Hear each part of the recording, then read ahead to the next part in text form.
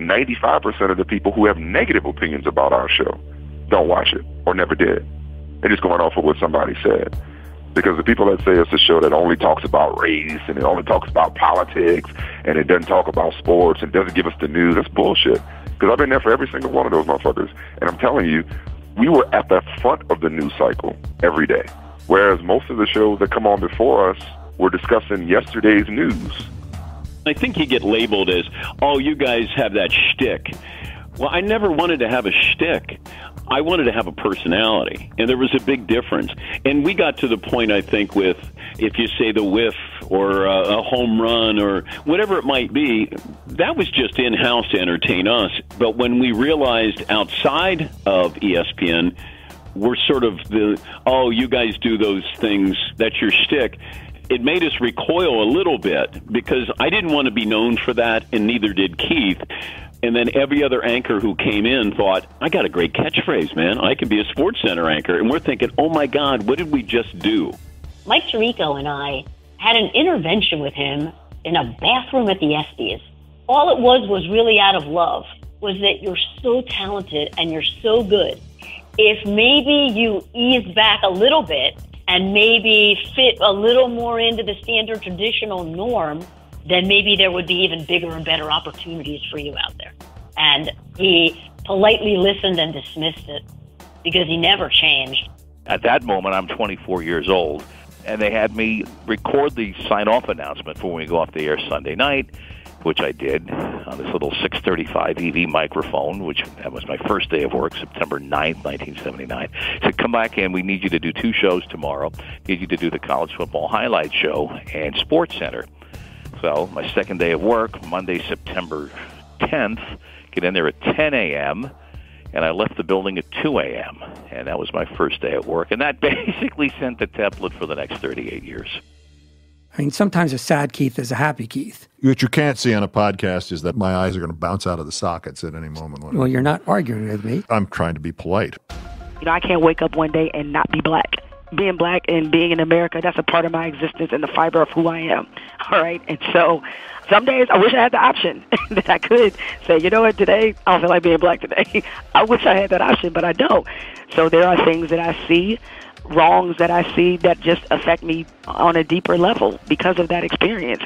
Once I got there, I just wanted to try and fit in, to be honest with you, and, keep my ears and eyes open and my mouth shut as much as possible.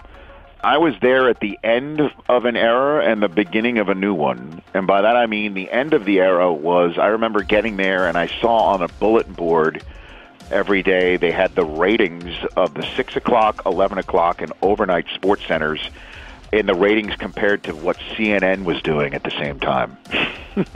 I know this sounds foreign and Neanderthal, but it's not that long ago. SportsCenter was a gathering place for people all over the country, or wherever had the illegal dishes and could watch us in Canada or wherever else. You didn't have talk radio. You didn't have, obviously, internet phones. You didn't have, other than your local team. You might not know who won the Seattle-Kansas City game, and you're a big baseball fan, and it's late August. You know what I'm saying? So when we went on and did a half-hour show, people go, are you kidding? A half hour just sports? I mean, Walter Cronkite was just doing 30 minutes of news.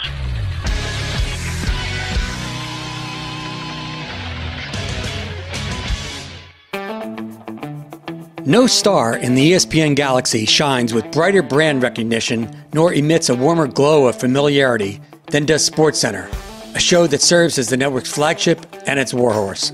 SportsCenter debuted on September 7th, 1979, the same night that ESPN launched. It has known numerous eras, level jumps, torrents and potholes, reimaginings, and reimaginings. Much like Saturday Night Live, it has managed to survive endless cast changes, but unlike SNL, its value to the audience has arguably declined. Even so, SportsCenter is probably still the most dynamic element at ESPN. As smartphones, other technologies, and new competitors have threatened its existence, ESPN executives have refused to fold the tent, desperately trying new configurements that would help it profitably survive. And while SportsCenter's story reflects many of ESPN's tensile strengths, it also mirrors several of its irksome weaknesses. At times, the show has raced ahead of proverbial curves. At others, it has loped along behind. With that, let's forge ahead into the valley of hosts and highlights, figure out whence it came, where it is now, and what the hell lies ahead. This is Origins, ESPN, Episode 5, SportsCenter. It had all started, oddly enough, with hockey legend Gordie Howe. The year was 1978, and Bill Rasmussen was the communications director for the Hartford Whalers. I had heard of Gordie Howe since forever in my lifetime. We met Gordie and we met Colleen, and she turned to me and she said, and your job is to take Gordie out and play golf with him. So my first introduction to Gordie Howe was 3 straight rounds of golf on golf courses he had never seen, and he shot 3 straight 75s. He was just an incredible athlete, just a very unassuming guy, and a lot of fun to be around off the ice. Colleen appointed me the executive director of Howe Enterprises. She had visions of building other outside business interests for him, and for some reason she picked me to work with him. And I was there really right up until Memorial Day weekend 1978, when the infamous phone call came from Colleen. As phone calls go, this one was a whopper. Simply put, if it hadn't taken place, there almost certainly wouldn't have been an ESPN, and it's more than likely there wouldn't have been a 24-hour sports network in Bristol, Connecticut. I was on my way to play golf, and on the way out the door, the phone rang. It was Colleen, and she said, I don't know how to say this, Bill. I didn't want to do it this way, but I've got to catch a plane. We don't want you back, and neither does Howard. Give him a call next week. Goodbye. And off she went. So that was the end, and I never spoke with Gordie again after that. At the time, less than 20% of all TV households even had cable. But in the year to come, an almost comedic course of events would lead Rasmussen and his son Scott to obtaining a 24/7 transponder on RCA's SATCOM-1 and a sizable and game-saving investment from, of all places, Getty Oil. On July 18th, 1989, former NBC Sports executive Chet Simmons was announced as president of ESPN. Simmons, to his credit, soon thereafter summoned Scotty Connell from NBC. George Grand, who had done, among other duties, work on the pre- and post-game Giants football coverage on WCBS, was the first anchor of SportsCenter. Chet Simmons was the guy that he had unbelievable foresight as to where the industry was going and where ESPN would be going, and he was Mr. Outside.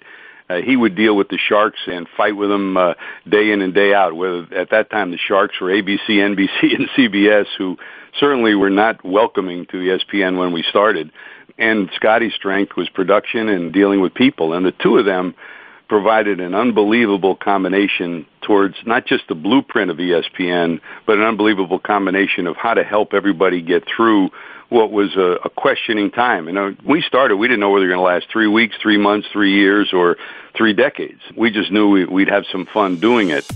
ESPN first went on the air at 7 p.m. Eastern Time on September 7th, 1979, and SportsCenter quickly took center stage. The first result Grant announced was Chris Everett's victory over Billie Jean King in the semifinals of the 1979 U.S. Open. It was chaotic. It was crazy. The only thing that was operational was the set that we were sitting on. I remember looking through the glass into the control room, which was really just a room for people to sit in because everything was coming out of remote trailers that were in the parking lot, one of which was because of a rainstorm that had hit was on about a 45-degree angle because it had sunk in the mud. And I remember looking through the window, and here's Chet Simmons, Scotty Connell, Bob Polito, Joe Giaquinto, Bill Rasmussen, Stu Evey, all looking through the window, and it was like they were in the maternity ward, looking at a newborn baby being born. That was the look of anticipation. So there was a look of anticipation, but it was also a look of you're flying by the seat of your pants. I remember Bill Creasy had come up from CBS in New York and produced the opening show, and we had a live feed set up in a number of different areas, and most of them weren't coming through. And we just kind of sat and waited, and as the moments ticked away to the start of SportsCenter, Bill Creasy said, well, here's the deal. We don't have either of our remotes, but we're ready to go. Good luck. All I could say is good luck, good luck, good luck. That was the last I heard from him. When we hit the second break, I looked at Lee, and I said, well, you in favor of a football playoff system? He said, yeah. I said, well, so am I. So we flipped the coin to see who'd be opposed to it, who'd be against it, and we debated that for a couple of minutes. So it was that kind of a night, but I think it was a forerunner of what we would experience. It was pretty special. Here's Bill Rasmussen. Well, Lee Leonard said the first words. Then we introduced George Grand. He did the first SportsCenter, and the game that we went to was the slow pitch World Series softball championship from Louisville, Kentucky, featuring the Kentucky Bourbons and the Milwaukee Schlitz, brought to you by Budweiser. And that brought a big chuckle in the control room because I was standing right next to the Darcy McManus vice president who was in charge of the Anheuser-Busch account, and he said, I thought we had an exclusivity. I think one of the keys to the success of SportsCenter was that Chet Simmons and Scotty Connell fully believed in SportsCenter. And Chet said it very often. He said, look, we don't have the NBA, the NHL, Major League Baseball, so on and so forth today. Someday we will. Someday we'll be on a par with NBC, ABC, CBS. But today we don't have that. But what we do have is something they don't have, and that's SportsCenter. So there was a belief that there was a purpose to SportsCenter from the beginning. It wasn't like it was window dressing. Following ESPN opening night, the fledgling network brought in some new faces to appear on SportsCenter. Bob Lee, a recent graduate of Seton Hall, had most recently served as public address announcer for the New York Cosmos. A month later, Brown University graduate Chris Berman arrived from a small station in Rhode Island. Scotty offered me a job on Friday in 1979. New Jersey Public Television offered me a job on Saturday. I had 18 hours to make up my mind, and it was an easy call back then to stay for the same money without moving and being on the air in New York and Philly on weekends as a sports anchor. But I had just come out of a situation where we had a startup that had gone very well in local cable, and I said, well, let's do this again. So now it looks like a no-brainer. Well, back then it was a no-brainer on the other side of the coin. I'll give you the task of describing a young, just out of Brown graduate named Chris Berman. What was he like back then? You know, he wasn't a whole lot different than he is today. He was always effervescent. He was very enthusiastic, extremely confident. And if you recall, he began using nicknames on the air. He was willing to stretch the boundaries. And he understood that sports were entertainment, not just a bunch of statistics. 1979 and 80 was 2 tin cans and a string. A lot of the midweek baseball games were not on TV. There weren't pictures. Live shots, we didn't have money for that. If the planes landed at Bradley, which is the airport in Hartford, we had some same-day stuff for you. If they're not, you'll see it tomorrow. So we're a gathering place. And at the same time, at 11:30, 2:30, 6 o'clock, it was important because you also weren't proliferated with all of it during the day. Like at 2 o'clock, you're at work. Did you hear that so-and-so got traded? No, you didn't hear that. You weren't cheating looks at your computer, because there weren't any, to get sports news while you're supposed to be doing something else. I actually take my hat off to people because I was one of them in the 70s. You have to work to find out, did the Giants or the Dodgers win the night before? Because it's not in the morning paper, and we'd have no way of finding out, you know? So we were often the first to report it, at least on a national basis. We didn't have rights to the Super Bowl or the World Series or the Stanley Cup, the NBA, but we covered all of it. And I'm proud of that to this day. Here's Keith Oberman. My memories of watching SportsCenter in the time when I was at CNN, which was 1981 to 84, was simply, my God, we are not the worst thing covering sports. I mean, ours was embarrassing. We had people like Lou Dobbs' wife, Debbie, who walked off in the middle of a sportscast once because she lost her place in the prompter. Got up and left, co-anchoring a half-hour sportscast. Left the other guy to read the whole thing because she just got so lost. And then when the boss, Bill McPhail, took her off and said, you just do the short-form shows, Dobbs went in and threatened him, tried to have a fight with him. And that was Bill McPhail, Lee McPhail's brother, and Bill was probably 70 at the time, and Lou was probably 35. So anyway, my memories of SportsCenter were just like, poor Chris. I mean, the set, where is he doing this from? It looks like a ventilating duct without any ventilation because he's sweating like a stevedore. And his mustache is glistening with sweat, and there's no teleprompter. And what time? It's 1:26 a.m. and they just started, and he just said it's the 1:26 a.m. edition of sports. Never on 2 nights in a row. From a SportsCenter standpoint, we brought in, Bob Lee, Chris Berman, Tom Mees. Lou Palmer was part of our family, too, in those early days. Guys who were just tremendous people, not just young people who were in the process of learning the business. I didn't believe in the teleprompters. We had no teleprompters as long as I was at SportsCenter and I ran it. So you had to write your own scripts, and most of them were even written. They was mostly ad lib. You had to do your own research. You had to do everything on your own. So every department went the same way. And I'll never forget, we had one meeting, and Bob Polito was talking about all the people he had in the tape library. And one of them, he said, hey, we got this one guy who's really good, and he's worked in SportsCenter and worked in the tape library, and we think he's a rising star. And his name was George Bodenheimer. And Chet looked at me and said, do you think he's ready for the big test? And I said, I think he's ready. So what they did was, the big test was to be the guy who would pick up Dick Vitale at the airport and drive him back and forth every week when he came in to do the basketball show. And lo and behold, George Bodenheimer and Dick became close friends. They remain close friends today. And, of course, you know the rest of the story, and that is that George Bodenheimer rose in the ESPN family to eventually be the president of ESPN until he just recently retired. Here's George Bodenheimer. Is it possible to overestimate the importance of SportsCenter to ESPN in the early 80s and 90s? No, I really don't think you could overestimate it. I mean, I truly look at SportsCenter as the backbone of the company. Played a huge role in building the brand in the 80s and the 90s. You know, there was simply no other television product like it. And if you look at literally the first 5 minutes of ESPN being on the air, September 7th, 1979, when Lee Leonard throws to George Grand for the first ever SportsCenter segment, he articulates how, you know, the goal of the show, to be here every day through interviews, video, analysis of reporting on what's going on in the world of sports. And ESPN's been doing that nearly going on 40 years now. And SportsCenter has been there every day, every holiday, every weekend, every big day in sports doing that. The day-to-day programming of the newly launched network was rarely live and more than atypical. While it's fair to say the network's all-sports promise was dutifully kept, an early viewer may have wondered simply, why? Nevertheless, the network delivered groundbreaking coverage of slow-pitch softball, bowling, billiards, Irish cycling, Australian football, racquetball, and of course, Munster hurling.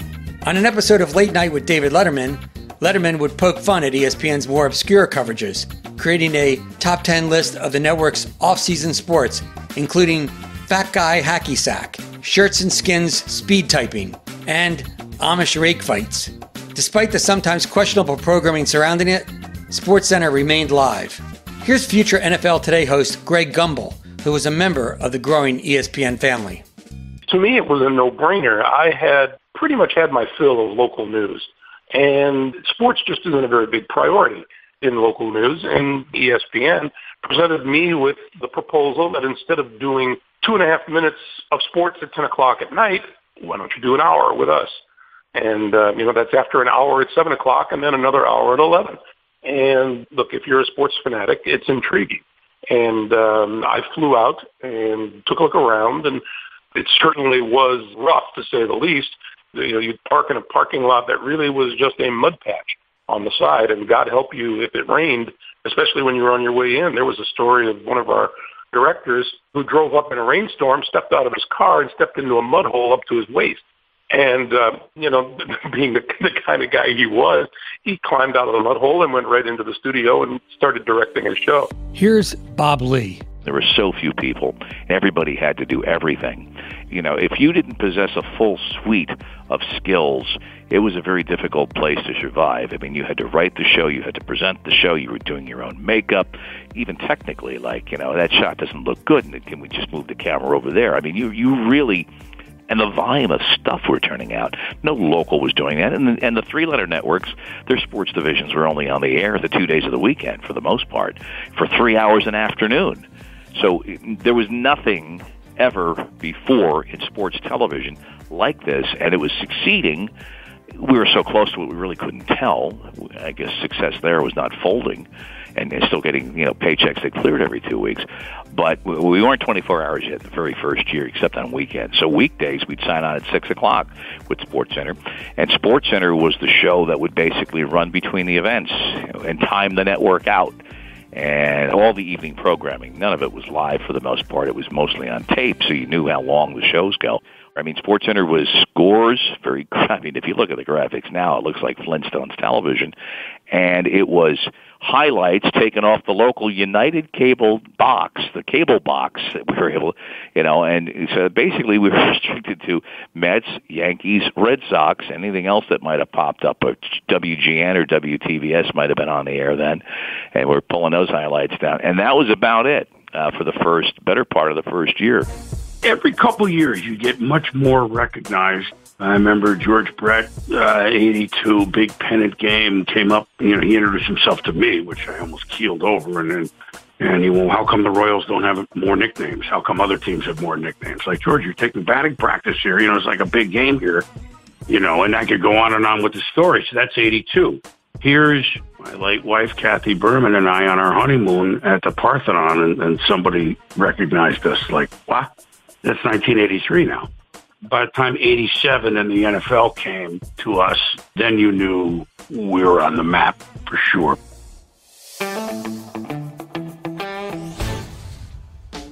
Okay, guys, it's settled. We're flying out to L.A., we're staying at the Parachute Hotel, and then we'll go to the beach with some parachute towels. Origins road trip. I love it. Let's go. Except Bob Basil will probably have us working on the beach as well. We can bring our laptops, I guess. The good news is that we won't be able to record because the waves will be too loud, because I want to up front Jim, close. That's ambiance. Come on. Oh, ambiance. That's good stuff. We should do an Origins chapter live from the beach. I should do the Origins with our parachute sheets. Right, but Origins, the Beach Boys, and have them come to us. We have a little kit set up. Okay, hanging out on some parachute towels, and I'm sure the Beach Boys have nothing better than to just drop by. Hey, Brian Wilson, why don't you come and hang out on the beach in Venice, and we can record while we're sitting Listen, Jim, you throw parachute sheets in there, and I'm sure you'll be able to get anybody you want. Oh, there you go. Oh, my gosh. There you go. Attention, Brian Wilson. We have a deal for you. All right, so if you can't make it to Venice Beach or to Portland, Oregon, be sure to visit parachutehome.com/origins. You'll get free shipping and returns on Parachute's comfy bedding. That's parachutehome.com/origins. Origins is made possible by you. Who are you? We know that you downloaded the podcast, but we really don't know anything about you. The folks who support this show would love to know just a little bit about who is listening. If you have 2 minutes, it really does only take 2 minutes, help us make the show an even better experience for you by telling us more about yourself. Just go to ListenerQ, listenerq.com/origins and take the short survey. You can also give us direct feedback about the show, which we would love to hear, and as a thank you, you'll be entered into a drawing for a $100 Amazon gift certificate. 2 minutes, that's it. ListenerQ.com/origins. That's ListenerQ.com/origins.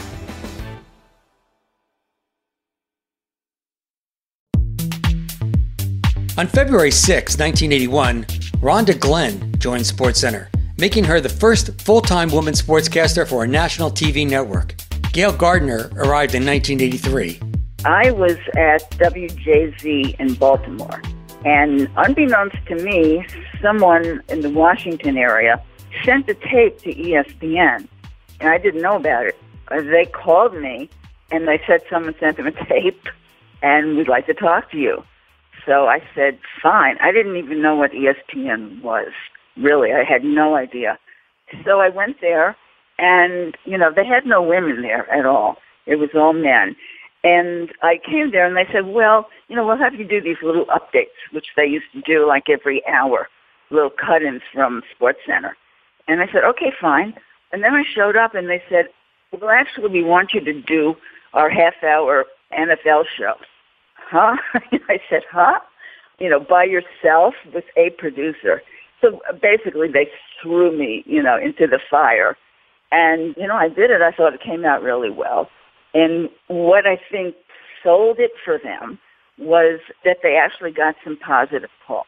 They were thinking, oh, my God, we'll hear from all the men, and they hate her and blah. But it didn't work out that way. So they got some positive calls, and they said, okay. So I said, great, I'll come and work at ESPN. And then, people would ask me, where are you working now? And I would say, ESPN. And they go, what, CNN? And I'd say, no, ESPN.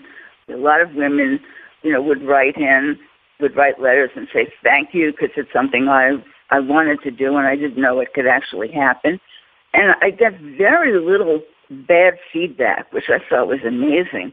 Men weren't calling and, saying, get that woman off the air. She sucks. They weren't saying anything like that. At some point, they said, we're going to cut SportsCenter to 15 minutes. It was originally a half hour before we went to an hour. They said, well, it's going to be 15 minutes now because it's just not that important. And it was that way for a little while until they got some feedback. Like, what are you doing? That's the only thing we know is that show. SportsCenter has had many eras since the beginning. And I'm just wondering, when did you first recognize a sea change in terms of SportsCenter's prominence? When did it get to be a bigger blip on the radar screen? Yeah, that's a good question. I mean, clearly, I think as we acquired more and more different properties, the whole network became more prominent. But I think it was the arrival of John Walsh. Here's John Walsh. I was a fanatical sports fan all my life. From the time I was a Phillies fan as a kid, I always loved sports. I went to baseball games with my father. I watched the Friday night fights every week in front of the TV at 10 o'clock Friday night. It was great. So when ESPN launched, I was paying attention to it.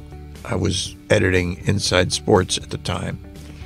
And by the way, the Inside Sports test issue went to press on September 9th, 1979. 2 days after. 2 days after this crazy 24-hour sports network launched up in Bristol, Connecticut.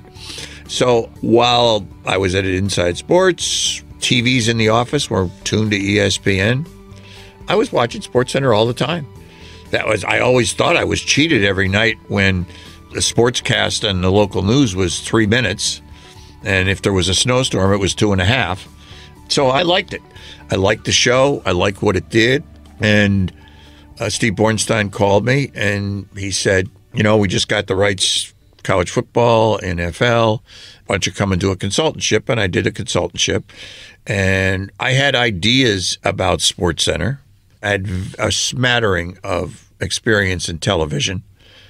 But I was a print guy and I had run a sports magazine. I'd been sports editor of 2 newspapers.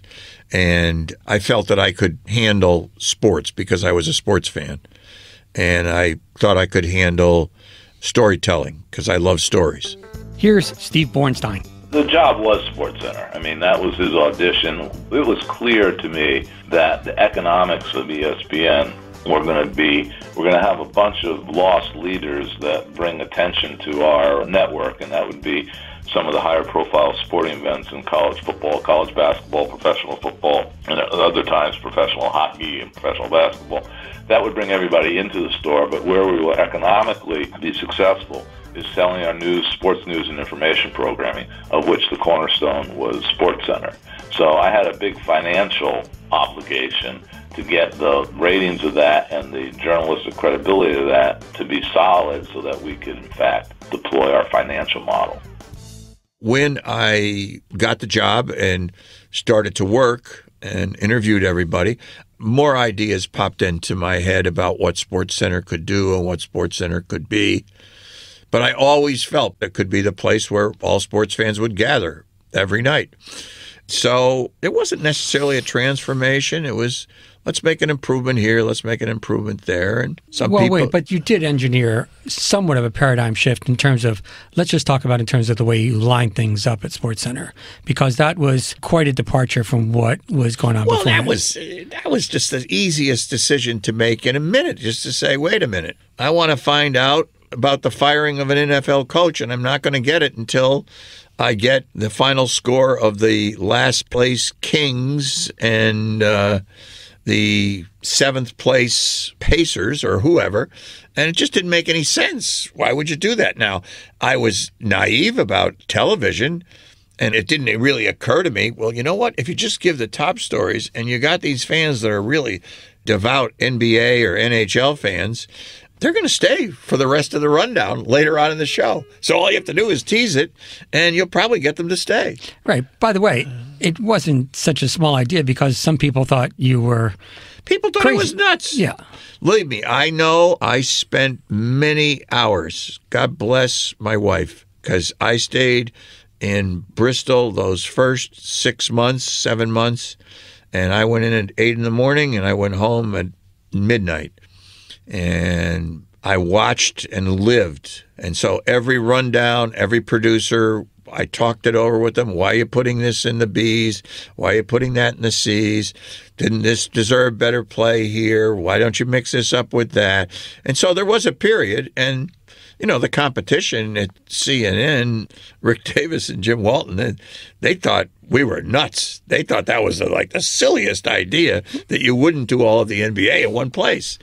So, yes, there was controversy over it, that's for sure. But I was convinced it was right. There was more form to the show. It was more logically laid out, produced, thought through, and written. And I think by then, you really got a sense that this was a show that, more than just having its own identity, had a cultural identity. So many writers, Jim, did, hey, I've got a great idea. They tell their editors, are we good for $150 for a hotel room? I'm going to watch 24 hours of ESPN and write a column about it. I mean, that was done incessantly. So we were a great novelty coming on. We had the college basketball championships and the tournaments. And so we were there on the network landscape and on the radar screen. But SportsCenter, I think, by the late 80s, was right there with it as 1A as a brand. I seem to remember you telling me that you started working out in the mornings on a treadmill, and that was the reason why SportsCenter went from 30 to 60 minutes. Did I get that right, Steve? That story is really sad to say is accurate. I started to get more aggressive in my training regimen, and that's when I would watch SportsCenter. It would be in the morning, and it would recycle too quickly. And so I came to John, I think it was there at the time, and said, we're going to make it an hour. And then that just fit in the whole strategy, which is, we'll bring people into our department store with these high-profile events, but we're going to make all, the profit and the operating income on the lower cost to produce sports news and information.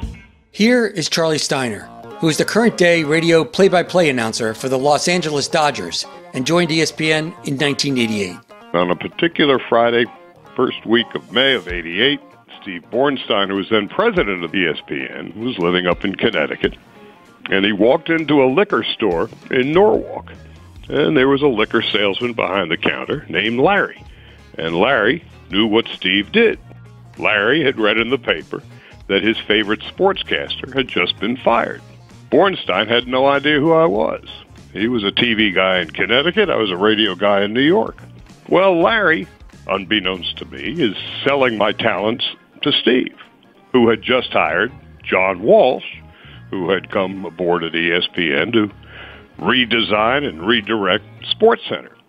The following Monday, Bornstein goes to the office in Bristol, asks John, do you know who this Steiner guy is? He said, yeah. And he tells John about the conversation he has with Larry. About 3 weeks later, I get a call from John and said, would you like to come over to ESPN and audition? I went over, auditioned, I guess, in June, and it was hideous. I had no idea you actually had to look into the camera with the red light on. But it worked out okay. What was your learning curve like? I would do the 2:30 a.m. Eastern show. It was awful. But after each program, I would go home with this video cassette, pop it into my VCR, and I would watch it critically. I felt like I was kind of a quarterback looking at plays unfold and what was working and what wasn't. And it took a while. And then by Christmas time, I went out and had lunch with John Walsh and Steve Anderson. And they said, how are you liking it? And I said, well, not a lot. And they said, why? And I said, because I've never thought I would work 9 p.m. to 5 a.m. in Bristol, Connecticut at pushing 40 in my life. And they said, well, you're not going to have to worry about that anymore. And I thought, well, geez, I'm about to get fired. They said, no, come February, we want you to start anchoring the 7 p.m. Eastern Time show, which I did for the next 12 or 13 years. With initially a fellow named Bill Patrick, and then Bob Lee, and then Bob Lee and Robin Roberts. We were just three friends coming from three disparate points of view and three disparate places where we grew up and how we looked at life. But when we were together, there was something that just worked. Robin? Oh, my God, yeah. Who wouldn't want to work with Robin? Of course, the irony is Charlie and I are the closest to friends, even though, our political beliefs are 180 degrees apart. But, Bob, didn't you get the memo? Because only liberals are allowed to work at ESPN. I'm sorry. Well, that's true to a large extent, but we won't even get into that on this phone call.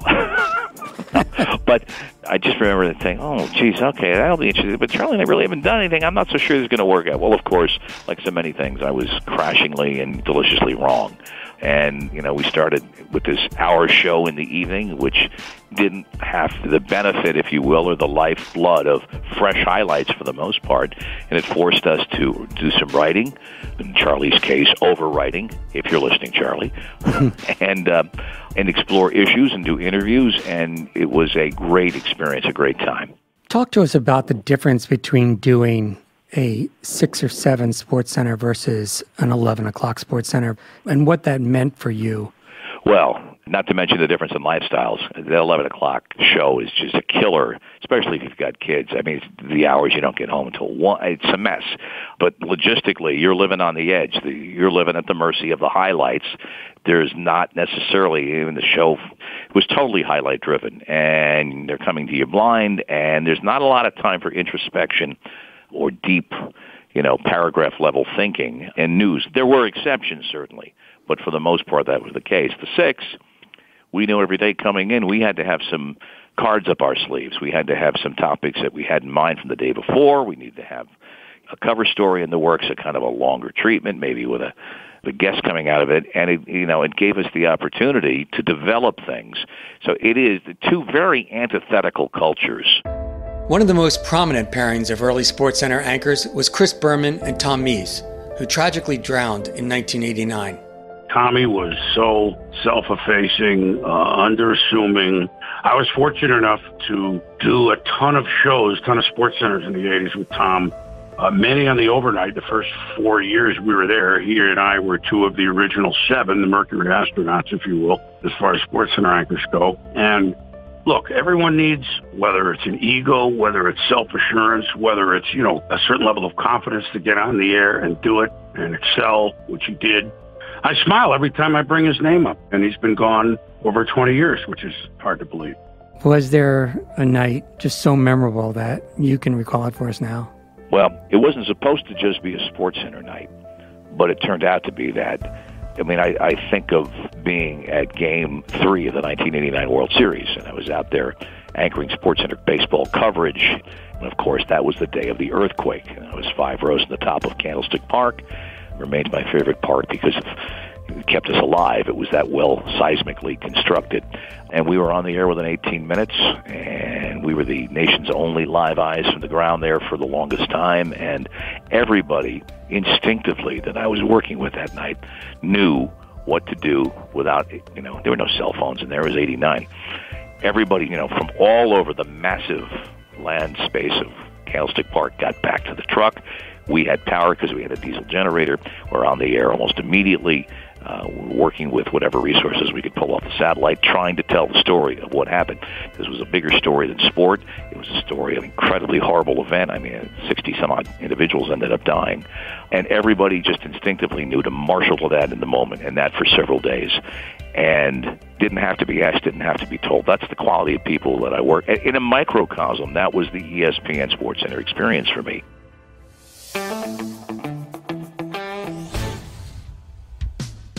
So, Chris, I've been listening to audiobooks since books on tape, which isn't meant to give away my age because I was only 3 years old when I started.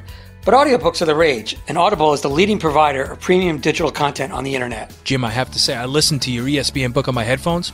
I thought you did a damn good job with that. Thanks, bud.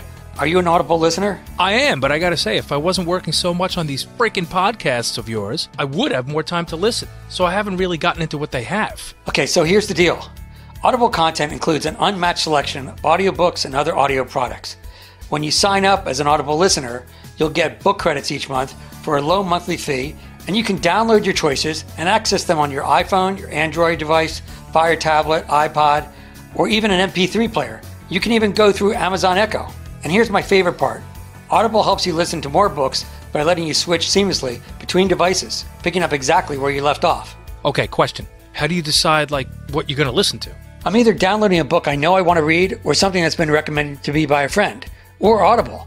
Beyond that, they make it easy to pick up within a category. So, like for instance, if you want to get healthier, you can search under that category, or be inspired, get a better grip on your income, or finally experience some of the great fiction and nonfiction books you haven't had time to read yet. Well, I've got a million books I haven't gotten to. How do I sign up for this thing? Just go to audible.com/origins or text origins to 500-500 and start a 30-day trial, and your first audiobook is free. Once you're an Audible member, you get a credit every month good for any audiobook in their store, regardless of price.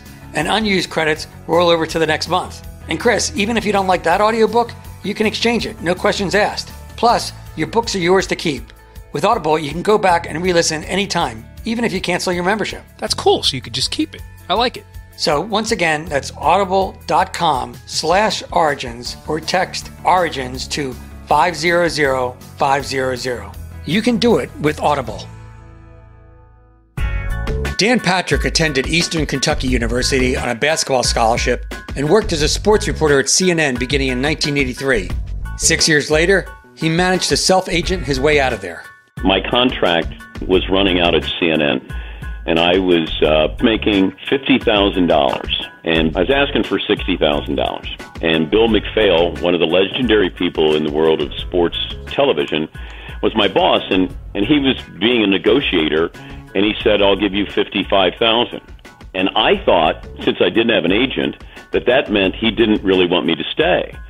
So I called up John Walsh. I realized that he was sort of the new man in charge. And I said, do you know who I am? And he said, yes. I said, are you interested in hiring me? And he said, yes. This was a Friday. He said, when can you come up? And I said, when do you want me? And he said, how about next Tuesday? And then I went up that next Tuesday and doubled my salary and started like a week later. And Bill McPhail never spoke to me again after that.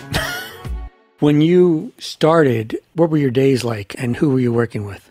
Well, they had me observe for, I'm going to guess, over 2 months. Got to the point where Chris Berman was calling me the Charlotte Observer because that's all I did. I was there to observe, so he would walk into the newsroom and he'd go, Charlotte Observer is here. And all I was doing was watching how they put together the 11 o'clock SportsCenter. They didn't realize that Walsh was sort of preparing a palace coup where I was going to end up doing the 11 o'clock with Bob Lee. And I'm watching, Berman was there, Tom Mees, Tim Brando. It was sort of the old guard. And I remember just watching in amazement. And was there ever any doubt in your mind that you could do it or couldn't do it? Oh, yeah, I had doubts because I watched how good Berman was. I know people will take shots at Chris in the last decade or so, but when he was doing SportsCenter and he was in his prime and he was on his game, he was really good, really entertaining. And I just remembered thinking, could I keep up the energy? Could I have that much fun? Because I came from CNN where we weren't supposed to have fun. My personality was sort of kept under wraps. I didn't know if I could do it that way, where I could be that out front like these guys were. So that was my main concern. And it took me quite a few years before I felt comfortable enough to allow my personality to sort of invade the highlights and become more of a personality. Once again, John Walsh. When I got to work at ESPN, and I can never, ever overstate the importance of Steve Anderson in my life at ESPN. He taught me television. He taught me good judgment. He taught me collegiality. He taught me the culture of the place. And one of the things that when I got there the first day, Steve and I were running SportsCenter together. And Steve said, maybe we should look at maybe adding some new on-air people. And so this fellow Al Jaffe was doing it. I sat down with Al, and he came in with some tapes, right? Yeah, I started to work on January 10th, and on January 12th, Al and Steve and I sat down and watched tapes. And the first tape that was popped in was this sportscaster from a local station in Los Angeles named Keith Olbermann. And I just said, Al, this is a breeze. Bring him on. Who else you got? Let me see some more. I love this. I got an insight into your management philosophy when John Walsh told me that very early on when he was there. and Al Jaffe showed you a tape of Keith Olbermann when I guess he was on Channel 11 in L.A., and you were a little worried about whether or not Keith would be a handful to manage, but the bottom line was you let them go ahead and hire him. I'd let him go hire him, but it wasn't going to be my problem. It was a little to manage. I mean, the guy is going to be a nightmare. I mean, it wasn't a matter of if, it's just about when he was going to explode. And, I said the same thing to my good friend David Hill when he hired Keith Olbermann. I said, get the separation agreement, the release ready, because it's a matter of when it happens, not if it happens. But Keith was an extraordinary talent. I think the world would be a lesser place without his contribution.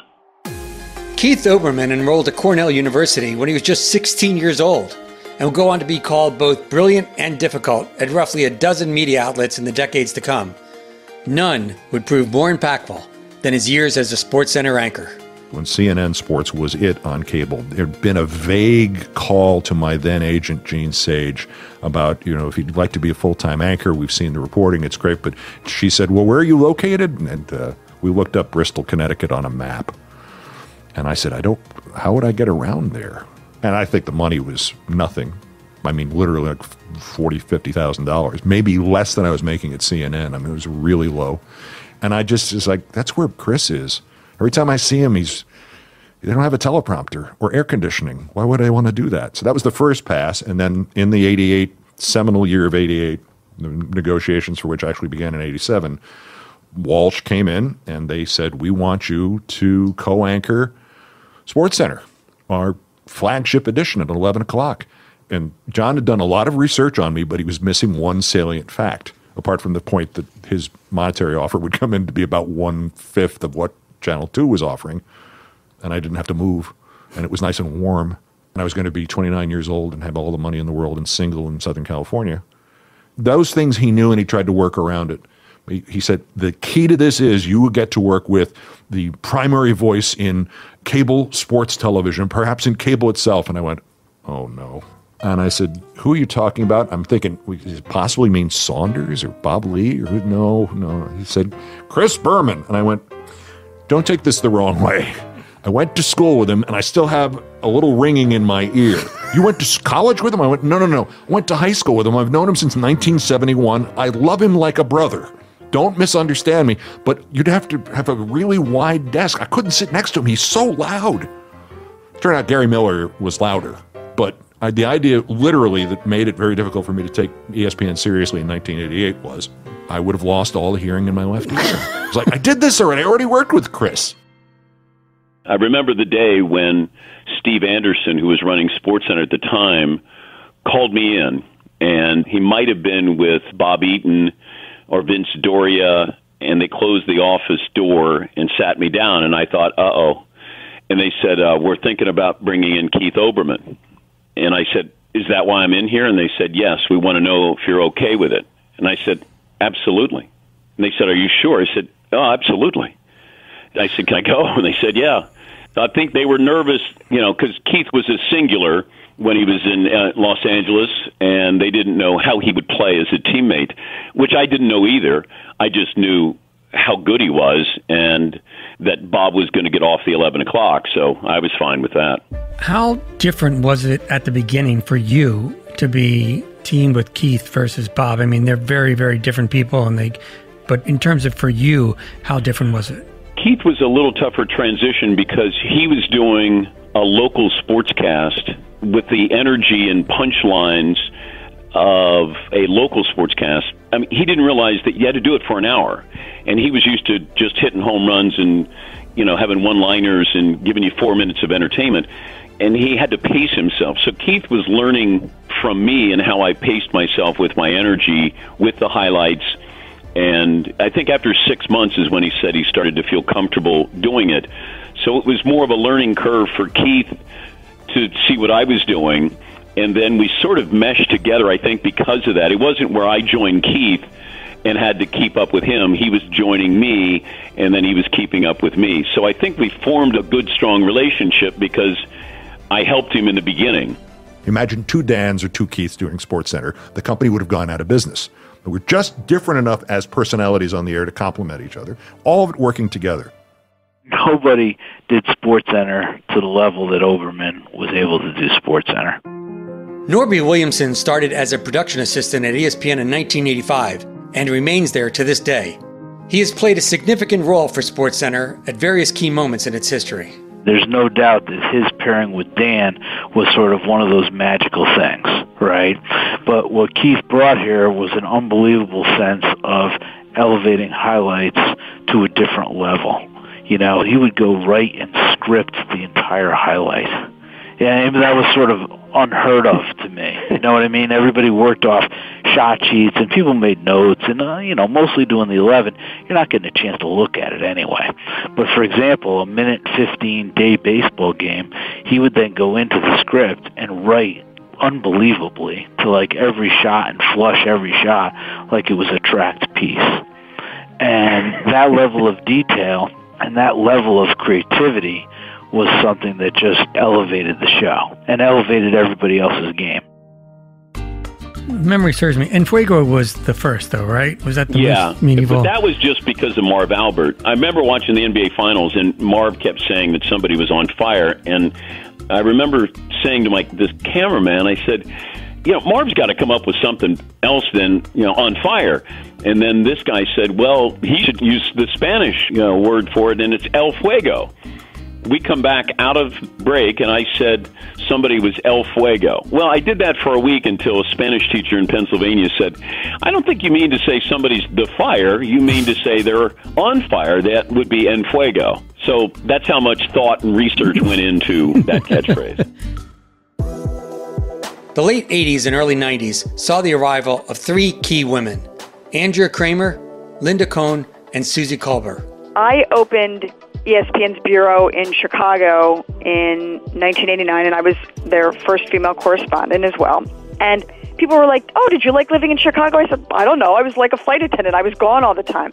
I was covering events, you name it. And SportsCenter, when you said you were there from SportsCenter, when you were there from ESPN, people really paid attention. The imprimatur of it was very strong. I mean, who are we competing with? I mean, when anything happened, you had to turn on ESPN. It was your go-to source. What was it like being a woman at ESPN and working at SportsCenter at that time? Because most of the bench was rather male. That's, diplomatically put. My first year, 1989, Phil Jackson had just been hired as head coach of the Chicago Bulls. It was June in Chicago. Oh, by the way, it was 103 degrees. We were doing live shots. We're running here, we're running there, So I was wearing a sleeveless little red dress, very professional, nothing hanging out of it, very professional looking. End of the day, my producer and I, we exhale, after what you feel is a really good day of work. I mean, we did everything. And as I always did, I asked for feedback. And so I asked my boss, I said, you have any feedback? And he goes, you were showing your arms. And I said, excuse me? And he said, you're wearing a sleeveless dress. And I go, yeah, it was 103 degrees. We're running around like crazy. He goes, your arms are muscular. You can't do that. You can't. I go, you've got to be kidding me. After the day that we put in, this is what you're telling me? And I uttered something that all the women at SportsCenter could thank me for heretofore. You know what I said? The day you buy my clothes is the day you can tell me what to wear. And from then on, I got a clothing deal as did all the other women at SportsCenter. Those 8 years after when I got there in 92 really burst. Everything just skyrocketed. A lot had to do with, I think it started in 94 where, those SportsCenter commercials came out. So that really brought another side of our personalities out. And I found like the viewers loved that side of it. But they also loved the personalities that actually hosted SportsCenter. And they knew when SportsCenter was on and it was appointment viewing and it wasn't dozens of different people, people had their favorite. My cool moment was then when professional athletes started recognizing me, and not only recognizing me, but respected me. Like they already knew that I knew what I was talking about. So that was one of those like, wow, I think I'm doing it right. If those pro athletes already respect me, and want to, talk to me, not even when the camera's on, not even when the microphone is there. I knew I was on the right path, and I knew my message was getting across, and people understood me and got me and realized I was a fan first, and also I love sports, not an act. When, guys would come up to me and say, you're the first woman I ever, listened to and watched and enjoyed, hearing my sports reports from. And they always would preface it with, take this as a compliment, and I'd like, are you kidding? That's like the best compliment I could ever get. Do you happen to remember what years you did SportsCenter? 93 to 95. And then when Sports Night ended, then we were rolled over to SportsCenter. It was a big deal. It was a big deal to be moved over. I was originally moved over to the 6 with Bob Lee, Charlie Steiner, and Robin Roberts. And I do recall my very first show, I was sitting next to Charlie Steiner, and I couldn't breathe. I felt so much nervousness that I just remember thinking, I can't breathe. But I was not staying up late trying to come up with catchphrases or anything else because that wasn't me. I always, I think in a sense, had an advantage from the first time I ever appeared on air as an anchor in West Palm Beach, that being a woman in a male-dominated business already made me unique in a way. So I think I probably felt less pressure than a lot of the guys on the air because I just had to be me and I was already going to be different.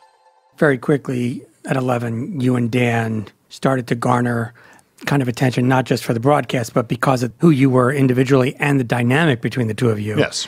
And that proved to be both good news and bad news for ESPN at that time because, in a way, they weren't really set up to handle. Why do you get that impression? I don't know what you mean. They had gotten kind of used to Berman, and they understood that. No, everything was fine. There was no friction. What are you're reading too many books. Reading that ESPN book.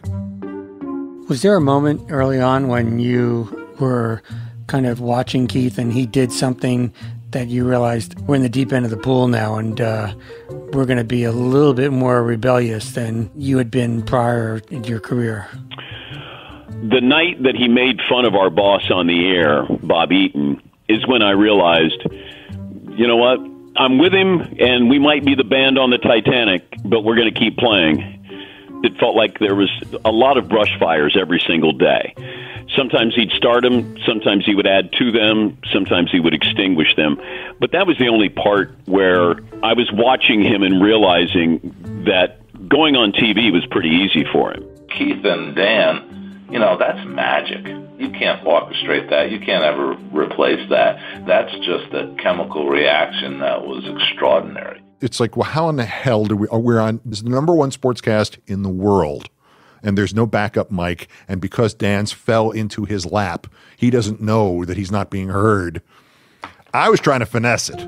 I mean, what you see on that tape is me thinking that my hand is, because I'm looking at the little crap monitors in the desk, I'm getting it as high as possible onto his lapel without being seen. And in fact, the monitor's cutting off the lower 6 inches of what the viewer at home is seeing. So they're seeing my whole hand and coming in like Thing from the Addams Family. And then when he's done, and Dan, as professional as anybody I know, says at the end of the highlights, he has all the mics. He has his mic, he has my mic, and there are no backup mics, and he says, KO, like it's my turn, and I have no mic.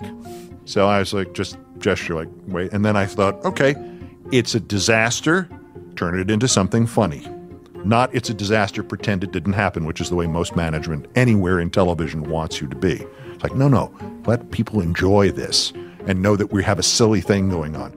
I mean, I think in the time that they were on SportsCenter, we only had one radical disagreement about things. Was that about the big show, the name? That was a part of it, but there were other liberties that were going on. And like, what would have been an example? Keith loved to do an over-the-shoulder with President Polk. He would just throw that in the middle, and I'm saying, what the heck's going on here? James K. Polk. James K. Polk, right. That was just Keith's way of saying, hey, do I have your attention? And yeah, you did. But you told him to cut it out. Yeah, I told him, it was maybe a little too much. And then, there were other things in periods of excess from time to time. But that was the one time that over a weekend that it was, to me, I said to Steve Anderson, I said, maybe getting a little out of hand. But that Monday was one of the few times in your career at ESPN where you kind of got as agitated as you did. Was that probably fair to say, right? Yeah, it was a little bit, over the line. And in retrospect, I probably overreacted a little bit, and I could have probably handled it a little bit better. Something that I had learned was outside of the realm of their experience. Because as great, and I say this legitimately, as great a thinker about sports on television as John Walsh was, his experience with a variety of different inputs and stimuli over the years was not equivalent to mine in terms of television sports.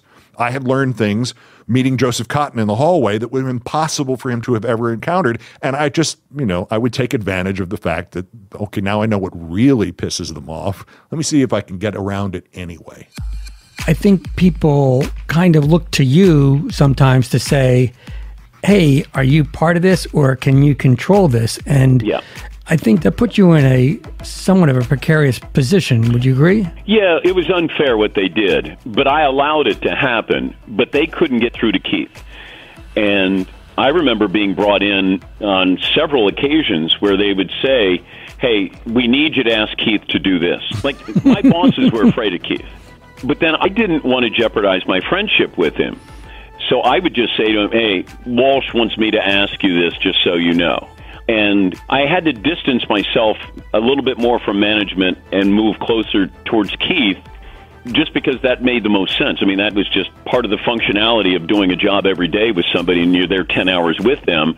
But I wanted to let him know that this is what they were doing. I didn't want to do anything surreptitiously where I'm sort of guiding him into something and I can go back to my boss and say, hey, look at what I did for you, because Keith was way too smart for that. I just never wanted to be part of that. That's what he told you. That's what he told them. The reality of the situation was the guy who was more the sort of agent in the equation to try to calm the other one down was me relative to Dan. Dan is Eddie Haskell. I'm largely who I've been depicted as over the years. It's not easy to pin me down as, Peck's bad boy is a pretty good idea. It's like, let me just stir up some crap just for the hell of it. Sure.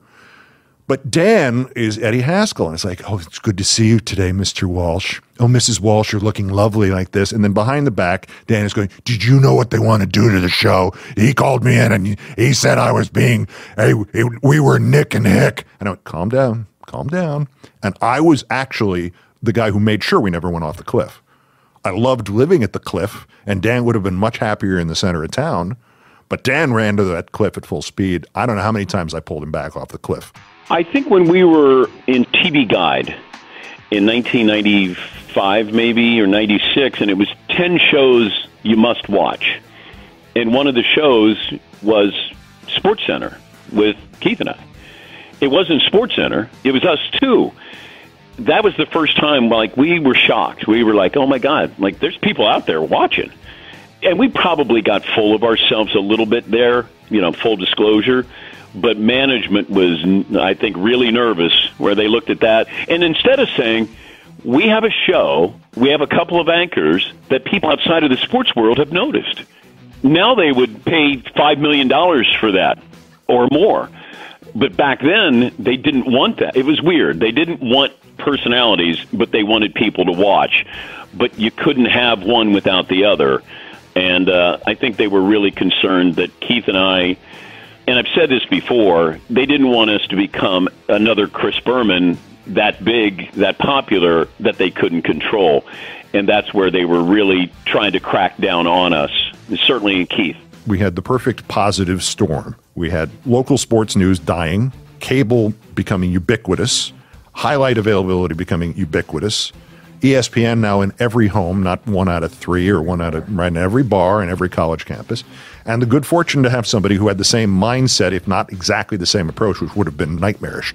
I never worked with a better teammate, and once we got on the air, it was once in a lifetime. I think the only thing that kind of stuck in our craw was when they referred to their program as the Big Show. Just on a personal level, the Big Show. What are we? Chicken salad? Come on. Robin and Bob would say the same thing. Big Show. Hey, we're doing pretty well. Our numbers are about the same as theirs, and we're basically being seen by 2/3 of the country instead of all 3/3 of the country, because we were on the air, say, at 6 o'clock Eastern, or even 7 o'clock. It was 3 o'clock on the West Coast. I've been on both sides of it, so I've been involved in the show that's getting the more oxygen, and at times I've been in charge of things that, might not be as fashionable. I was always of the mind that if it's deserved, and in this case it clearly was, that's actually a good internal competition. So yes, were there rivalries between the 11 and the 6 at that time? Yes, and I was right in the middle of it. Did we take pride in that? Yes, we did.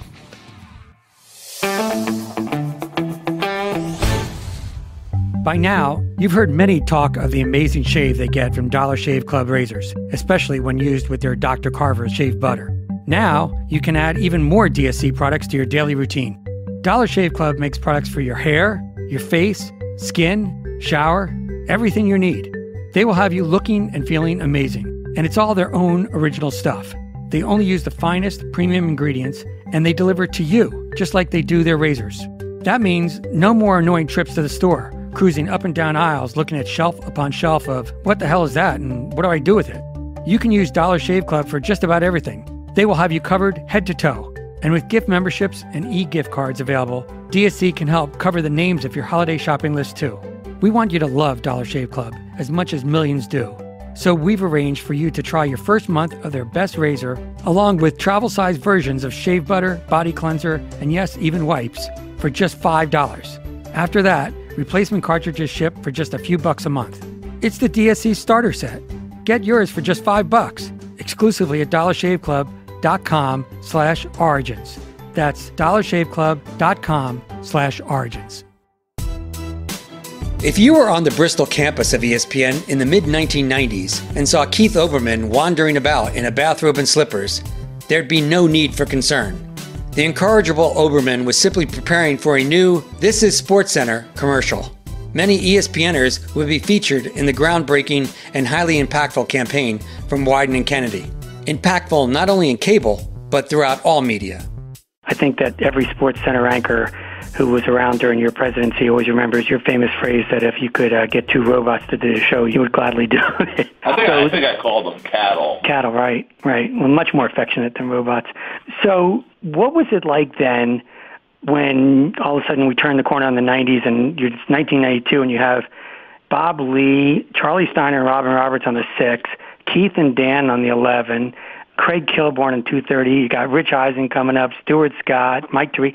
All of a sudden, it seemed like the opposite of any kind of talent-free strategy, and it was such a focus on personalities and so talent-driven.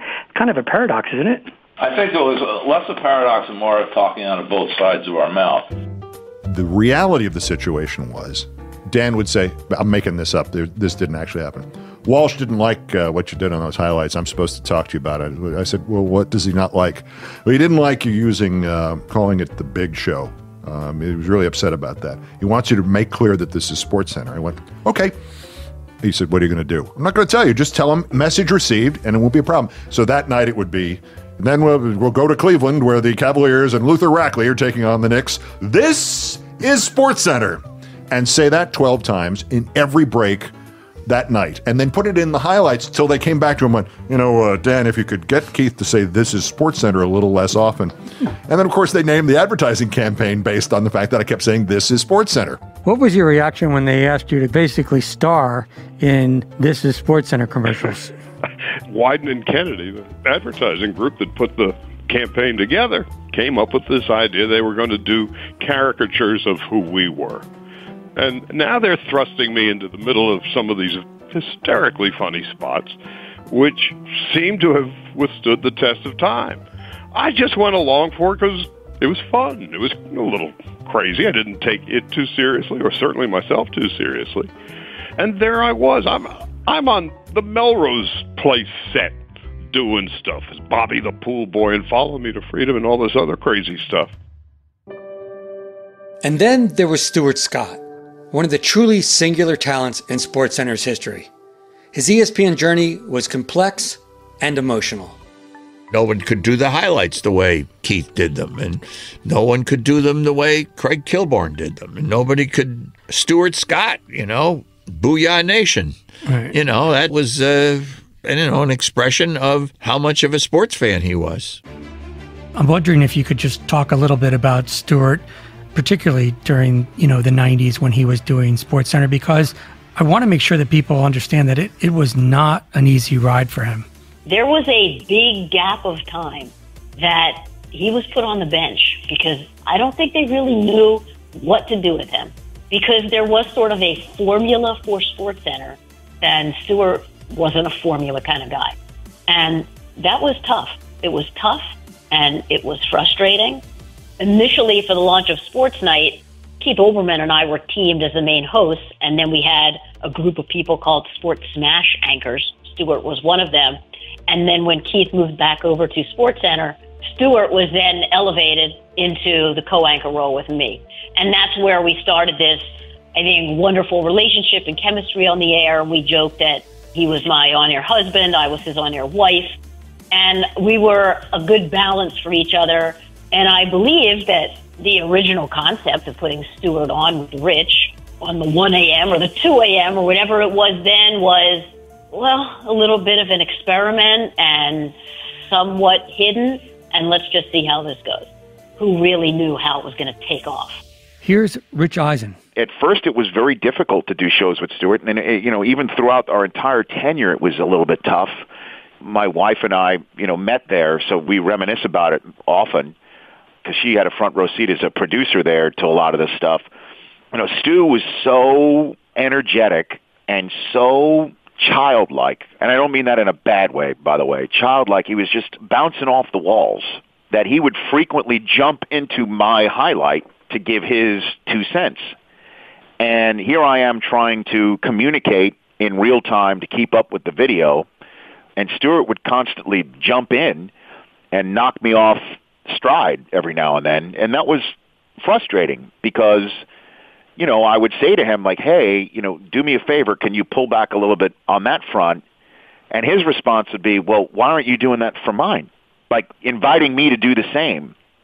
And I'd be like, you do your thing. I can't do your thing because you are who you are, and I am who I am. And occasionally that would be a level of frustration because he was so energetic. But it worked, and it worked literally 90% of the time. And we would have a blast when it really clicked. And then that eventually led to SportsCenter no longer being about highlight-driven shows, but about why something happened. It was certainly for Stuart, maybe sometimes painful and frustrating, but he had so much conviction about his approach. He was not going to be deterred. And he wasn't going to be anybody but himself. And I think he had a sense of the bigger picture of, this is what I feel, this is what I was meant to do, I'm not going to let anybody deter me from that. And what's great is that he did have the strength, the heart, the conviction to stick with that, even when others, when management at ESPN maybe just didn't understand. It absolutely bothered him. The story I like to tell is that I made a Seinfeld reference many times, because again, this is the late 90s, and I make a Seinfeld reference, and we go to a commercial break, and he would ask me what I meant with that. And I said, that's a Seinfeld reference. He goes, brothers don't watch Seinfeld. That's what he said. And I thought to myself right then and there, what must he feel when he's making an LL Cool J reference? And me, I would say, I don't know what that is. Or other people would be like, don't say LL Cool J references, because the Caucasian viewing audience are confused by that. And his response is, well, what about the African-American audience that has no idea about the soup Nazi reference I just dropped? So why is it fine for you to do that, but it's not fine for me to interlace my highlight style with the latest rap lyric? And how did you guys settle that? I kept doing my Seinfeld references, and he kept doing his references, and it worked. He was always true to himself. Always. And occasionally, like his nieces or nephews or cousins would furnish him with the latest pop culture line that was on fire from the hip-hop world, and he would incorporate that in. Once he had already reached a certain type of popularity, my concern for him was, okay, are you carving yourself such a deep niche that where do you go next? And then what I came to learn was, if you were out at an event with him, then you got it. When you actually saw people react to him out in an environment at a sporting event, you saw the appreciation and how far his reach was. And he gave a voice to so many who hadn't really been represented like that before. And I think he knew that his approach, I think, reached across race. Man, I miss him. Every time I reminisce about him, I miss him. You know, I mean, his voice right now with what's going on, I mean, he would be a very important voice that's missing right now. Very important. By the year 2000, the first international edition of SportsCenter had launched, reaching 2.4 million homes in Brazil, followed in 2004 by an even more memorable SportsCenter Global Edition from Kuwait for an audience of U.S. Armed Forces. On August 11th, 2008, SportsCenter debuted live weekday morning editions from 9 a.m. to 3 p.m. Here's Scott Van Pelt, who joined SportsCenter's ranks in 2001. What did it mean to you when you first got assigned to SportsCenter? Scared to death. Scared to death because I've told the story many times. I had this Post-it note that still sits on my desk right now in my home office here. It says, I will never work at ESPN. And I signed that when I worked at the Golf Channel because a producer who was there told me relatively early on in my time that, oh, you're going to end up at ESPN and be on SportsCenter. And I said, I'll never work at ESPN. And part of it was thinking, I don't want to have to try to figure out all the ways to be clever and have catchphrases and all the rest. And then an equal part of that was just not believing you'd ever get a chance to do that. Why would I be given that opportunity? Why would I be good enough to do that? So there's a bit of self-doubt that's involved. And so then you get there and you feel this sense of trying to live up to the past and then trying to create your own space. And how many times am I supposed to try to be funny? Not that anyone's telling you you're supposed to, but yet you've seen others do it, so you kind of want to try your hand at it. And I realized over time that it wasn't necessary to try so hard to be clever or cute or whatever, and I kind of settled into doing whatever I felt like I wanted to do. The word I would use to describe my maiden voyage, my debut on SportsCenter, is disaster. Capital letters, bold, underline, asterisks around it. Disaster.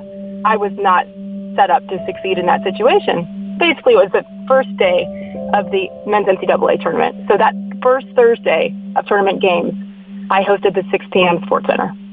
And usually you're on ESPN News for several weeks, a month to really just get going and get warmed up, and then we'll see from there. And for whatever reason, I can't remember, they had me on that. I knew I wasn't ready.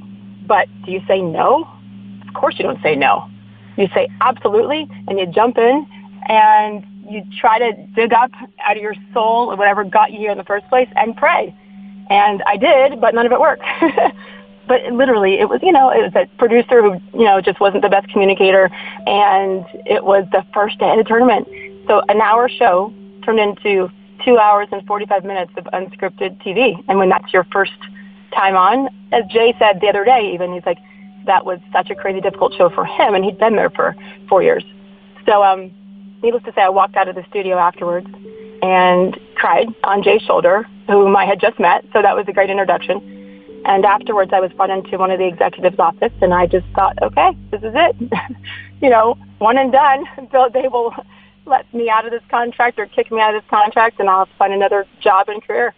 And it was Mark Gross, and to this day, I'm so thankful because what he said that day after my disaster is kind of the only thing I was able to hang on to. And he just said, I am sorry. We set you up to fail, and I'm sorry. And I was like, yes, and fighting back the tears. But those words for him to be accountable for, the people that made those decisions beneath him that day was huge. And he didn't have to do that. So I hung on to those words saying, okay, so you fell on your face. It stinks. You don't get that ability to make that first impression ever again. And even though it wasn't my fault, okay, right? But I've never forgotten that he said that and he owned it. And I've thanked him a million times because if no one had, I don't know that I would have ever been able to recover. But from there, everything changed. In 2007, Dan Patrick announced that he would be leaving ESPN. You would think that you got to a certain point where they would have wanted to hold on to you. And I remember one negotiation, in fact, Mark Shapiro repeated it to you in the book. And that was when he told my agent, Steve Lefkowitz, he's over the hill and he'll never get another job. And this is my boss. And I'm thinking, what? Like, it was just foreign to me. I went, I can't process this. Like, is he telling me the truth? And I took less money. I think I took a pay cut, and I probably won the Sports Emmy that year or the following year. Like, it was that crazy. And so they fed my insecurity. I was the first cable sportscaster to win a Sports Emmy, and it was a really big deal. At least I thought it was. And management didn't celebrate it. You know, so then I'm thinking, like, what am I missing here? And then my wife said, well, don't expect them. I mean, they don't care about you. You're just a vehicle. You're just somebody who's going to be there, then they'll replace you one day. And I'm thinking, no, I'm on the 11 o'clock sports. Like, I'm trying to validate who I am to my wife, and my wife understood exactly what the hell was going on. They didn't care. I hope you take this salary, and then we'll replace you one day with Rich Eisen or Stuart Scott. So I was naive with that. Talk for a moment about how you got up, because given what you've done and what you're doing now, I think you get the last laugh, Dan. You're entitled to that. Well, it's pretty intimidating, but I realized that having 4 kids, I was working second shift. I was trying to make them like me, and I would volunteer to do other things. And I was working radio and TV, and I was looking for acknowledgement. I was insecure. Keith had gone, and I was sort of floating through there. And then I remember I was missing things at home. I didn't think I was a good person. I didn't think I was a good employee. And I started to go, I've outgrown this place or it's outgrown me, but I'm going to have to go. And it started with me saying, when I was renegotiating my contract, I said, can I do my radio show from home on Friday? Oh, no, you can't. You got to be here. You got to be here for morale. I said, but you won't even know the difference. I've done the show from my studio at my house. I didn't do SportsCenter on Friday. No, because if you do it, then everybody else is going to want to do it. It's going to be precedent setting, and then, you know, you're going to have somebody else who wants to do it. And I went, what if I did it once a month from home? No, you can't. How about I do a show, and you see if you can tell if I'm in Bristol or I'm at my house? No. And I walk into Norby Williamson's office, and he gave me a take it or leave it. And I just remember my wife's words came right into my head, that I was going to miss everything. Like, the kids were going to be out of the house, and I said, I'm going to leave it. And I just remember the weight that was lifted off of me, and realizing my priorities were so screwed up, but it was my wife saw what was happening to me and realized that there's something better. She, even when I called her, I said I didn't resign. She goes, good. I said, no, I'm done with ESPN. Good. We'll sell the house. She had the perspective. You know, I was full of myself. This is about me. I'm a SportsCenter anchor. And she was saying, no, this is about family. This is about raising a family, being a husband, having kids. And I was so lost with it. And thank God I was given a take it or leave it, and thank God I had the guts to say, I'm going to leave it. It changed me. It saved me. Really did.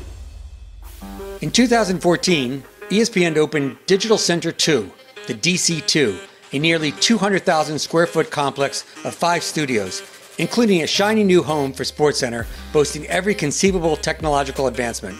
For all that, there were concerns that the enormous new sets, rather than the anchors, would become the stars of the show.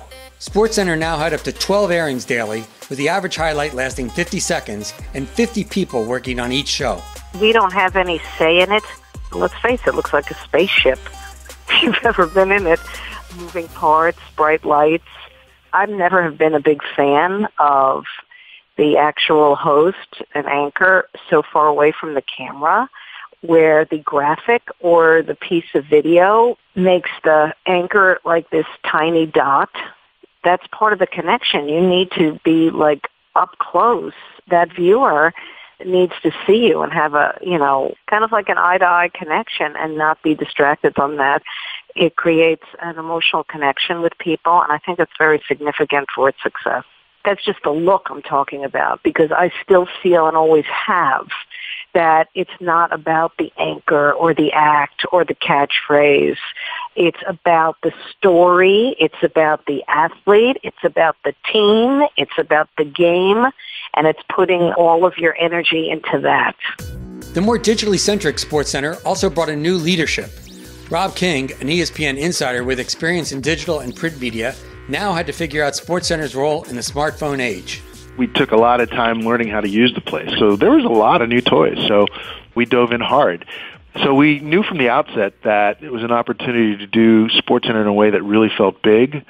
We were, yes, experimenting with screens, experimenting with the space. From an observer's point of view, if I were to characterize the early parts of those days, it seemed like there was initially a fascination with the new toy, with DC2, the studio. So is it fair to say that there was an initial period where DC2 was more of a star than, let's say, the anchors themselves even?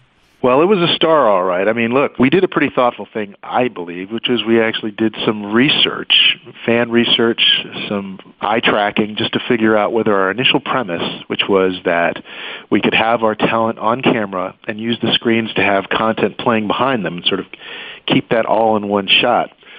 We just wanted to make sure that our talent was still resonating with audiences, and the eye tracking told us, no, people were looking at the screens. So, relatively short order, we started working with our directors and with our operations folks to shoot the sets differently and to position our folks differently. The landscape of hosting late night had changed dramatically. Jimmy Fallon had just taken over for Jay Leno, and Stephen Colbert had just stepped in for David Letterman, and Trevor Noah just stepped in for Jon Stewart, and there was kind of an open playing field there, and we had somebody in Scott Van Pelt that we felt with the right kind of show built around him could actually make a difference. Did you feel when you came back to SportsCenter to do this that there was a lot of pressure on you, not just in terms of making the show work, but also in terms of whether or not the franchise itself could thrive in such a new technological kind of world? And the second thing is, if that's the case, was that part of the reason why you decided to do it? Okay, first part, not really, because it was more than anything, it felt like a flyer. It felt like it's midnight. You can bring some of the elements from radio to this space. You can be yourself. And it's interesting. I mean, you know this place as well as anybody. I'm kind of looking at them, and I'm not believing what I'm hearing, right? It's like, wait, you're going to give me the keys to the car? This car? And I don't have to be back at any point? Because for so long, we were really discouraged from being ourselves and having an opinion because of the whole idea of being right down the middle journalists. It was a real sea change to be encouraged to try that. And then as far as the second part goes, what was encouraging to me and exciting to me about that was the idea that I did get to try that, and that I truly have been empowered and encouraged at every turn to just try more things and don't be beholden to the idea of what that SportsCenter that I grew up with, because as we all know, that world doesn't exist any longer. So it's also daunting because it's like, okay, well, how are you going to fill it? So that's why I wanted midnight, because I wanted to have the results of games. That matters the most to me. I'm a games guy. I like what happened. I like the results and scores and what happened. Why was it important? At midnight, I've got all those things. I don't have to create out of nowhere. That's difficult to do every day. Radio teaches you that. Filling that space is a real challenge.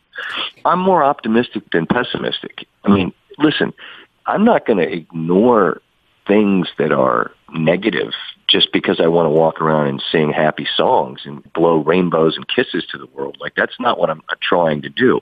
But I also don't wake up every day and have my agenda set by who screwed up. Who can we blame for the result of yesterday's game? Like, there's currency in that. It's who do we get to blame, who choked, who did this, who did that. I'm trying to celebrate the accomplishments of the people that are remarkable day in and day out. If there's an ethos, I suppose that's it. You've just signed a new deal, a multi-year deal. How are you going to define success? Sanity? Can we start with that? Maintaining some grip on that? I mean, I want to keep enjoying what I do, and I do right now. I want to continue to approach this with the same enthusiasm for the conversation and the revelation on a daily basis of who wins the games. I mean, I will consider this a success if I don't wake up dreading process of doing it. And my dad worked as a plumber. He wore boots to work. So I'm hesitant to ever talk about how hard I work because he worked, okay? But doing a show by yourself where you're writing and doing the heavy share of the lifting is taxing in some regards. And so success will be, does the energy to do this and the enthusiasm to do this remain through the balance of it?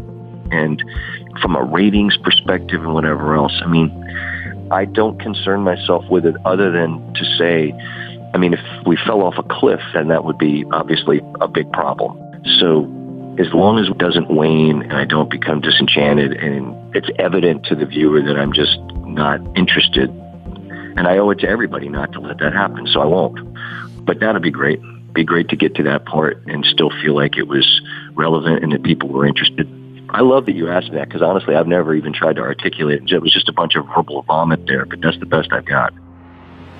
As the current incarnation of SportsCenter personalities infuse the show with their own on-screen and online identities, so it also works the other way around. The network struggled with how much to let anchors of the show voice their own opinions or represent the network as a monolith, and to what degree they can stamp a broadcast with their own personalities. And ironically, in the SportsCenter mobile app, fans could follow only highlights for teams or sports they were interested in, effectively creating their own SportsCenter. Here's Jamel Hill, who joined ESPN in 2006 as a columnist and became a SportsCenter anchor on the show SC6 with Michael Smith in February 2017. Initially, when the idea was first brought to us, we both laughed because we were like, have you seen our show? Like, we're not SportsCenter anchors. We don't do highlights. Like, that's not what we do.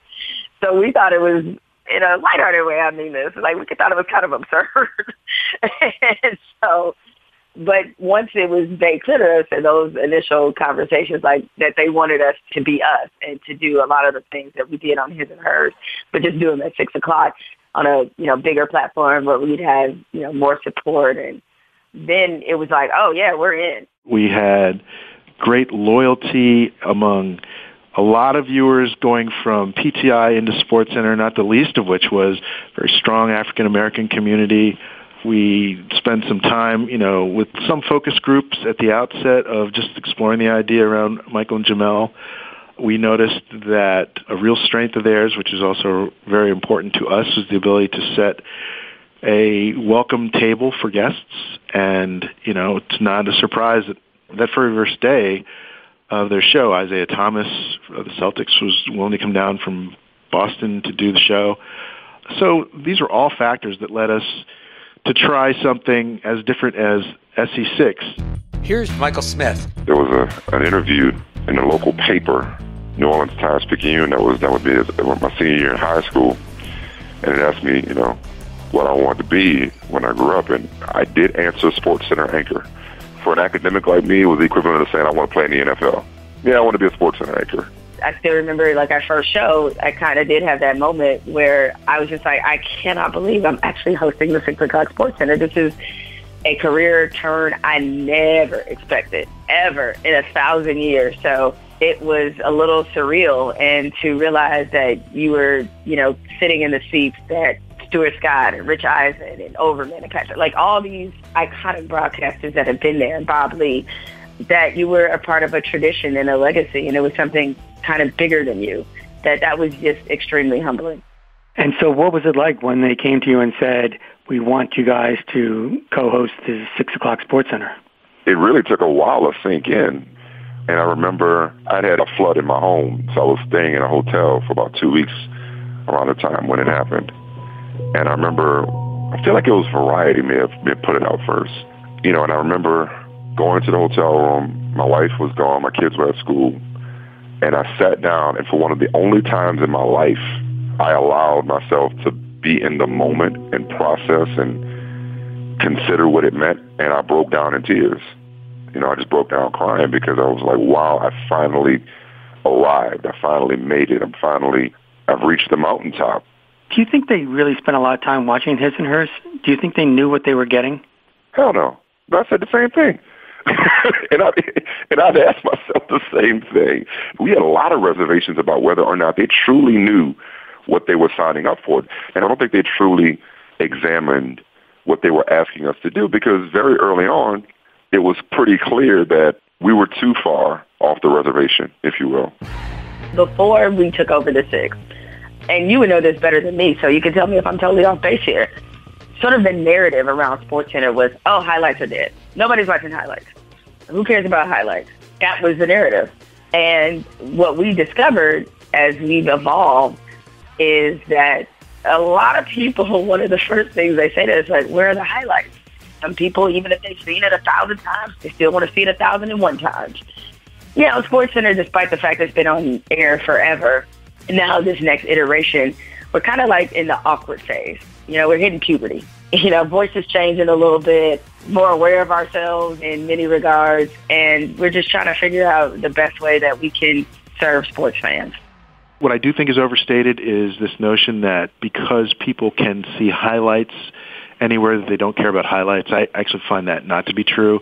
I think great video is important, and I think that there are many, many ways to tell narratives with highlights that ESPN in general will always excel at.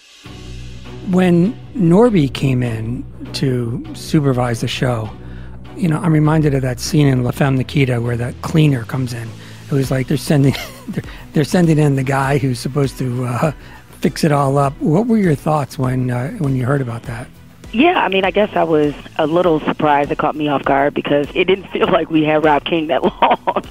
And so, yeah, there is some sense of, I guess, trepidation because it reminded me of when you're a quarterback and all of a sudden the offensive coordinator changes. You're like, ooh, well, what system is he going to run? And what does this mean for me? I'll be honest, I didn't anticipate that it would be as extreme. The first 2 weeks of Norby's presence on the show coincided with Jamel's suspension, if I'm not mistaken. I think the first day she was suspended was his first day in charge of us. We couldn't really get going because personally I'm dealing with my friend and colleague suspension, and then her reintroduction, and then obviously John Skipper's resignation. I mean, there's just so much that's gone on throughout this process to further complicate it. But it was very frustrating. And I think most people who know me and who pay close attention could tell how frustrated I was behind the scenes and on camera. There was a time we weren't even talking to each other anymore. Like, no more Michael and Jamel, not less, not here and there. No more Michael and Jamel talking. No more of their commentary. It's just strictly live shots and analysts. That's what pissed me off so much. I'm like, so wait a second. You all acknowledge that one of the strengths that we have going for us as a show is Michael and Jamel's chemistry. Michael and Jamel don't fucking talk to each other? Like, how does that make sense? We knew we were going to get shit out the gate. Then we were trying to do, we knew we were going to get shit, but we weren't built to take it. And immediately we started pushing the panic button. And instead of saying, no, this is the vision for this show, this is what we're doing. This show is about Michael and Jamel and their opinions and their chemistry, and they're going to do SportsCenter their way. Instead of sticking to that vision, we immediately tried to merge two things when, look, I think Henry Ford said if I asked people what they wanted, they'd say faster horses. The viewer wants consistency. And they would have learned, maybe I'm naive about this, Jim. I might be naive. I believe they truly would have learned to like it if we would have learned to do it better. Do you think that those changes, particularly given the timing that it came so soon after Jamel's suspension, do you think those changes were done to improve the show or to almost mollify Burbank about Jamel's recognition factor and reducing her presence and lowering the temperature, all things involved with Jamel? I think it's safe to say that those two things in the minds of the powers that be are not mutually exclusive. That I think they're one and the same. I think improving the show and adjusting the narrative or quieting the noise or maybe making people forget who they were watching, I don't know. I think those two things are one and the same. And they got what they wanted, which was Michael and Jamel being muted. And that frustrated the shit out of us. And then there was one. Hill went on a vacation and got downright honest with herself about her many thoughts on her involvement with the show. Her takeaway was clear. She'd had enough. I said to Norby, I know what SportsCenter needs to be, but I know what I need to be too. And I don't think those two things are on the same page. And he understood that, and everybody did. We never wanted to be, SportsCenter anchors. There were a lot of other things we wanted to do at ESPN. We never imagined ourselves in this role. I could have sat in that chair and nobody would have been any of the wiser and been unhappy, but I felt like it was a waste of my time and talent, and it was a waste of their money. How do you put the past behind you, and how do you greet the future, given the fact that all that's gone on and that this is very different than what you set out to do originally? I'm so glad you asked me that, because a lot of people have said, well, what's Mike going to do? Mike's going to do Mike. I'm going to do me. I'm going to do the same shit I've been doing for the last 14 years at ESPN. And it served me rather well, I may say. And it's just like, nobody was more frustrated by the evolution of this show over the last few months than I was. That's no secret. But what Jamel's departure allows me to do is close the book on that. And frankly, I got unfinished business. I'm not leaving this property with the perception that it's in shambles. For her part, Hill has 3 more years on her contract with ESPN and will spend a great deal of her time working for The Undefeated, the company's site which marries sports, race, and culture. She's counting on having a great deal more editorial freedom. Do you feel like you have a different margin for error now on social media as well? I don't. To be honest, I get it. There is temptation to believe, because I'm, now with a property that is about sports and culture, that, suddenly, I don't know, people are expecting me to have like some political hot takes that I've been sitting on that I can suddenly launch. Kind of not the way this thing works, okay?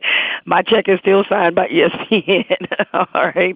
And the policy applies to everybody. It is not the Jamel Hill policy. It is the social media policy for the company. So if people are having this expectation, then, I hate to disappoint you, but I find that when sports fans say they want sports commentators to stick to sports, or they don't want politics in sports, what they're really saying is that, I know all these problems are going on in the world and they're real problems, but I feel like I get enough of that. When I watch sports, I just want to watch sports, and that's just unrealistic.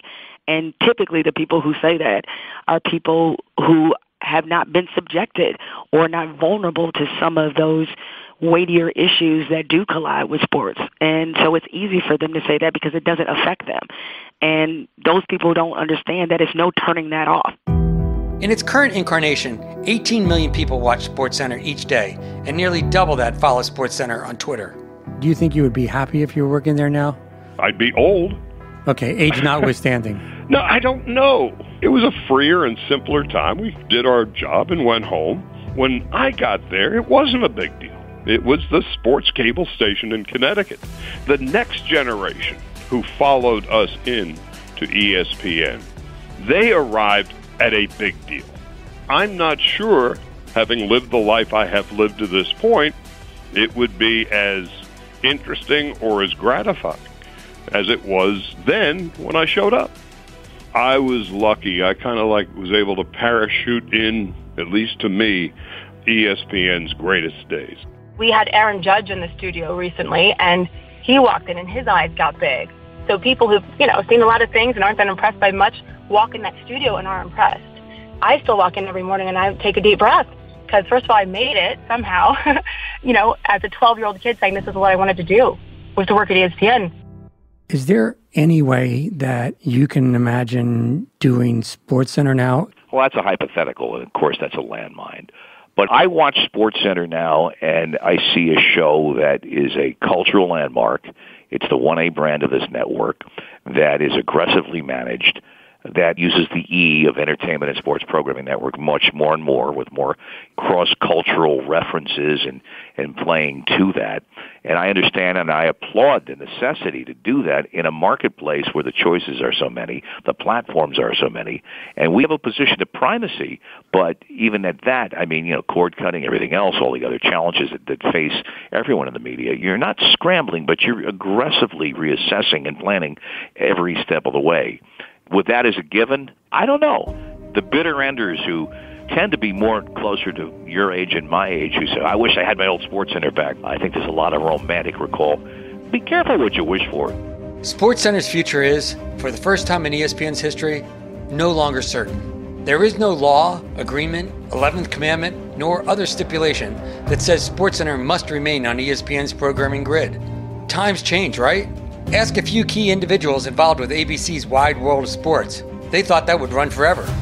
What remains certain, though, is SportsCenter's pivotal role in fueling ESPN's growth over its first several decades, from financial, branding, and journalistic points of view.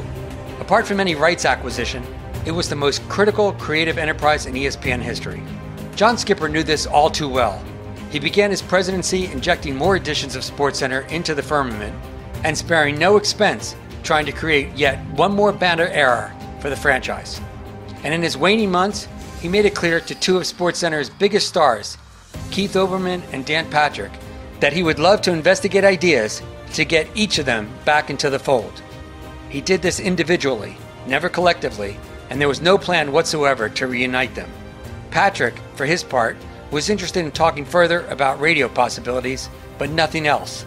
Olbermann, having had enough of politics after his successful GQ commentaries, has started to contribute stories on what is now a limited basis. ESPN will be lucky to have either or both in any ways, shapes, or forms. After all, if SportsCenter is going to endure, it will need all the help it can get. For Origins, this is Jim Miller.